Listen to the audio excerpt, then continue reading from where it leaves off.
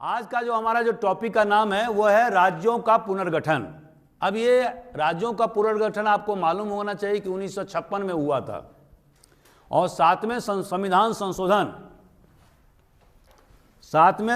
संशोधन के द्वारा इसको अमली जामा पहनाया गया। ठीक है, सातवें संविधान संशोधन हुआ। ठीक है, इसमें जो स्टेट रिऑर्गेनाइजेशन कमीशन की नियुक्ति पंडित जवाहरलाल नेहरू ने किया था 1953 में, और इसके जो अध्यक्ष थे वो था फजल अली और दूसरे मेंबर थे के.एम. पनिकर और एच.एन. कुंजरू, 3 लोग थे उसमें। ठीक है, और फजल अली जो थे जस्टिस, ये था अध्यक्ष।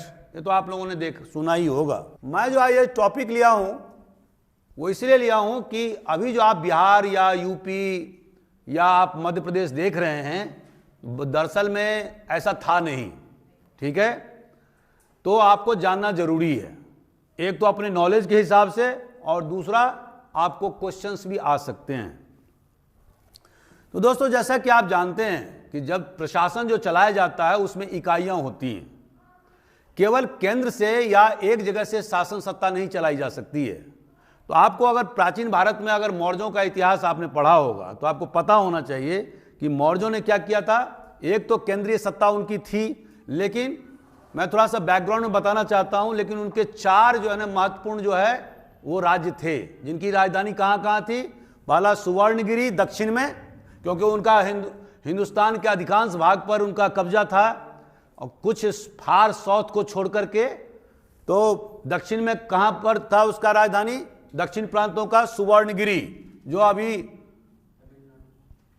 कर्नाटक में है। ठीक है, दूसरा था तोसली, ये समवेयर एट उड़ीसा। ठीक है, थर्ड था उज्जैनी, पहले उज्जैन को पुराने जमाने में उज्जैनी बोलते थे। चौथा, और कोई बताएं, उत्तरापथ का जो राज्य था उसका कैपिटल कहां था, राजधानी तक्षशिला। ठीक है, और इसके अलावा जो 5वां जो राज्य था जो सीधे मौर्यन इंपरेटर के अधीन में आता था, वो था पाटलिपुत्र।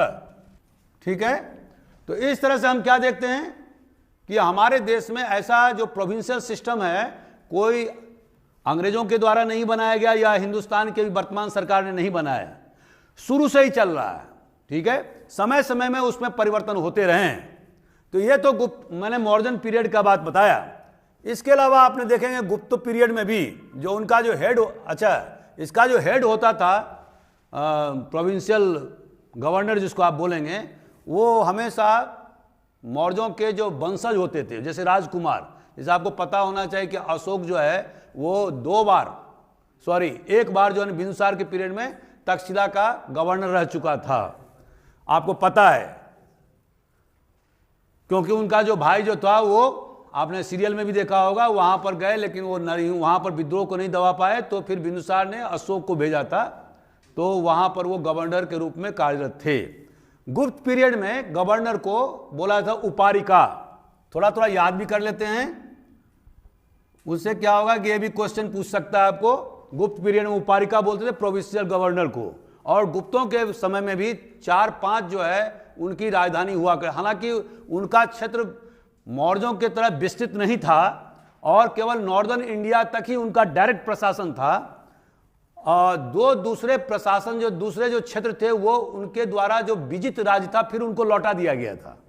ठीक है, तो वो राज्य जैसे दक्षिण के जैसे समुद्रगुप्त ने बहुत सारे राज्य को जीता, जो आपने Ashokan pillar, Allahabad pillar inscription पर जो उनका जो कोड पोर्ट हरिसेन ने लिखा हुआ है, तो उसके आधार पर हम क्या देखते हैं कि बहुत सारे राज्यों को, दक्षिण राज्यों को, उत्तर के राज्यों को उन्होंने हराया, लेकिन उन्होंने सीधे सत्ता मौर्यों की तरह स्थापित नहीं किया, और हराने के बाद में उनको पुनः राज्य वापस लौटा दिया, और साल में एक निश्चित अमाउंट जो है ना उनको राज दरबार में आकर के जमा करना होता था।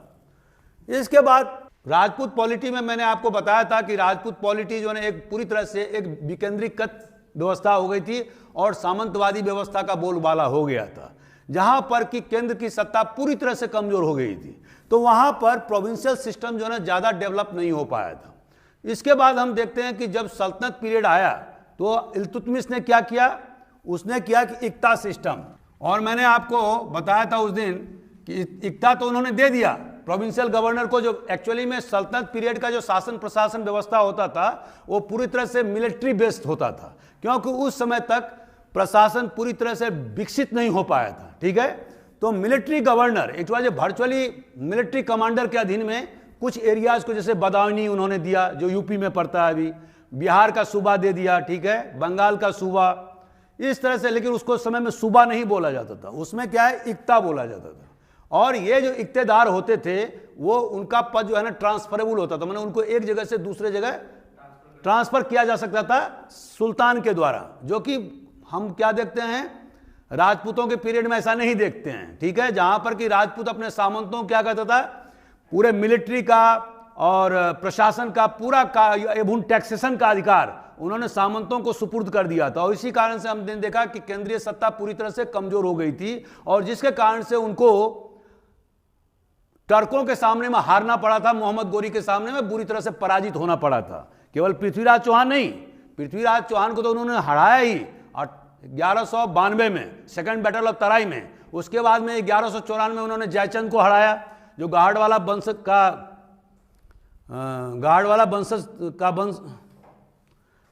का वंशज था और जिसकी राजधानी थी कन्नौज।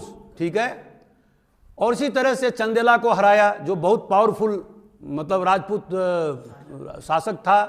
तो ये ऐसा नहीं है कि केवल पृथ्वीराज चौहान को ही हराया, बारी बारी से वन बाय वन बहुत सारे राजपूत राजाओं को उन्होंने हराया, और उस तरह से उत्तर भारत पर मुसलमानों ने कब्जा कर लिया।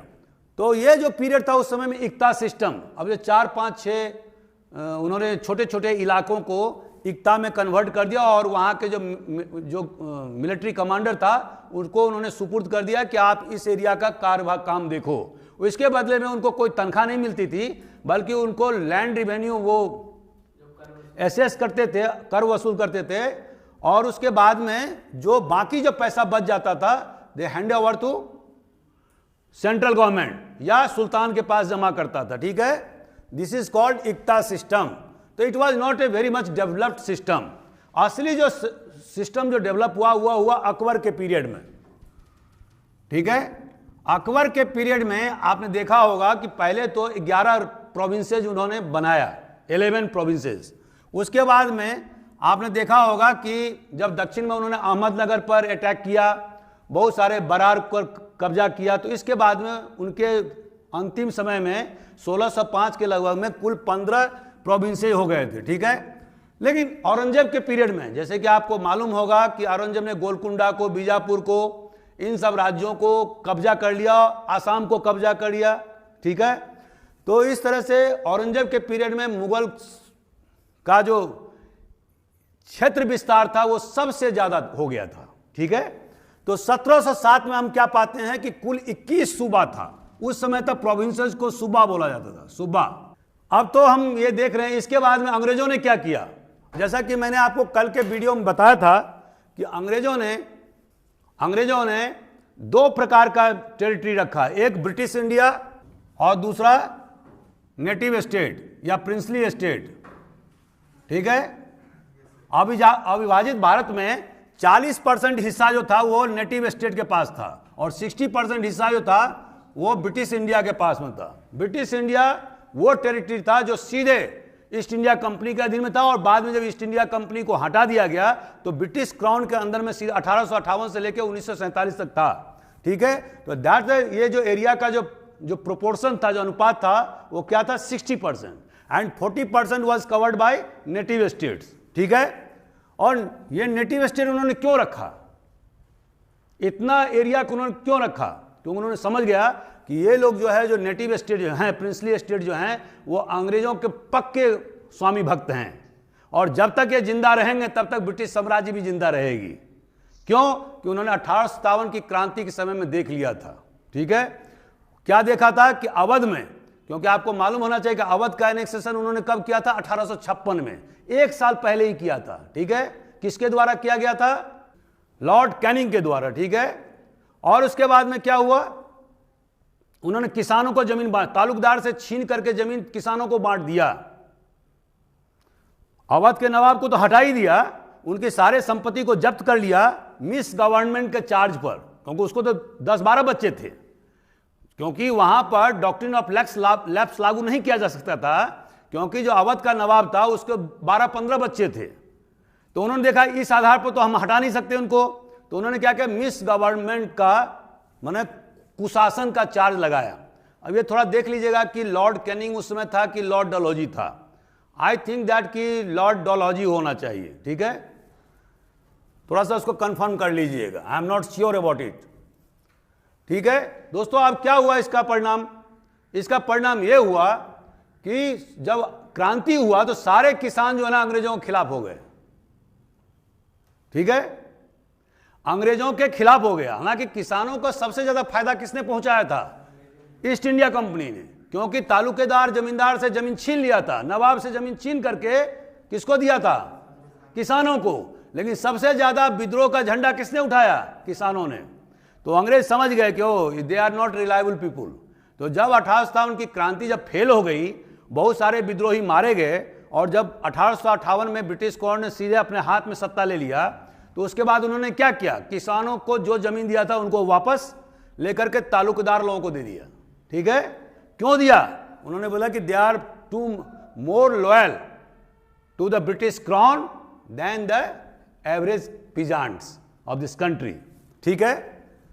तो इसीलिए दोस्तों ये 40% जो उन्होंने रखा, और उसके बाद उन्होंने क्वीन विक्टोरिया ने नारा भी दिया, उन्होंने आश्वस्त किया कि अब के बाद से 1858 के बाद से जो 1858 का एक्ट बनाया, उसके बाद से उन्होंने क्लियर कह दिया कि अब से हम किसी भी नेटिव स्टेट को अपने ब्रिटिश इंडिया के टेरिटरी में नहीं मिलाएंगे।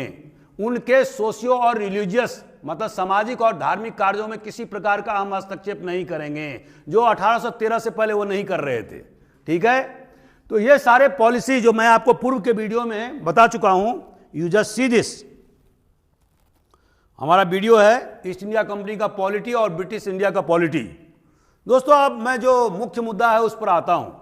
तो अंग्रेजों ने कुल 11 सूबा बनाया था, जो ब्रिटिश इंडिया की बात कर रहा हूं, 11 सूबा को बनाया था, ठीक है। और ये 11 सूबा जो था वो डायरेक्ट जो है वो उनके अधीन में था, ये ब्रिटिश इंडिया का पार्ट था। जैसे कि आपको मालूम होगा कि 1937 में जो प्रोविंशियल इलेक्शन के चुनाव हुए, तो उसमें कांग्रेस को 7 सूबा में पूर्ण मेजॉरिटी मिला, ठीक है, और 2 सूबा में उन्होंने दूसरी पार्टियों के साथ में समझौता करके उन्होंने सरकार बनाई। तो कुल मिला कितना हो गया? 9 सूबा। और 2 सूबा में उनकी सरकार नहीं बनी। एक में पंजाब में उनकी सरकार नहीं बनी, जहां पर कि यूनियनिस्ट पार्टी का बोलबाला था, और दूसरी जो सरकार थी वो सिंध में, जहां पर कि मुस्लिम लीग की सरकार बनी, ठीक है। ये थोड़ा सा मैं आपको बैकग्राउंड में इसलिए बताया कि इसीलिए कि सेंट्रल गवर्नमेंट अपने आप में परिपूर्ण नहीं होता है, कंप्लीट नहीं।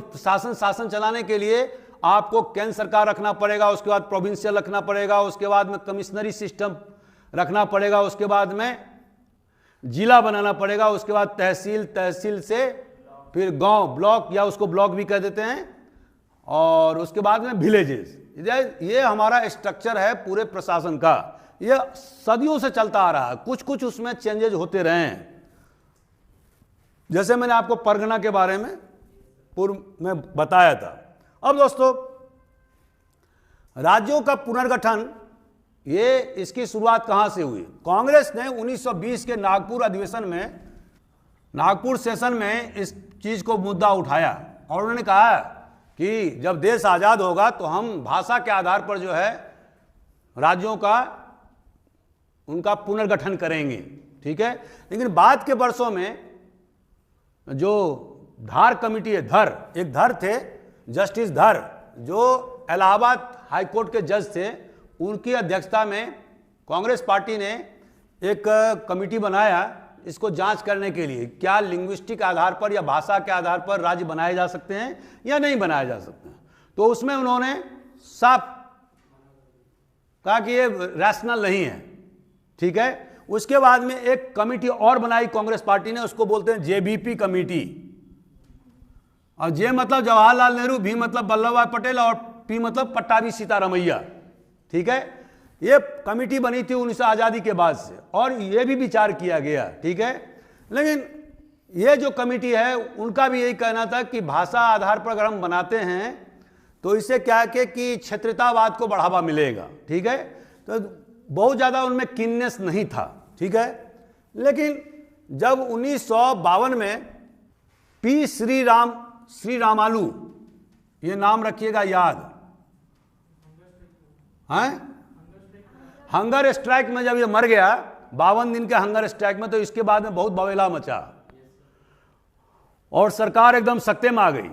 और इनका हंगर स्ट्राइक का कारण क्या था? उन्होंने कहा कि मद्रास प्रेसिडेंसी, जिस समय में आंध्र प्रदेश और तमिलनाडु दोनों के हिस्से जुड़े हुए थे और बहुत सारे इलाके जुड़े, जैसे मालाबार का हिस्सा जो अभी केरल में है वो मद्रास प्रेसिडेंसी का भाग हुआ करता था, ठीक है। तो ये उन्होंने कहा कि नहीं, आंध्र प्रदेश अलग, जो तेलुगु भाषाई लोग हैं उनके लिए अलग राज्य स्थापना होना चाहिए। और ऑन दैट बेसिस ने हंगर स्ट्राइक किया था और इसमें भी मर भी गए।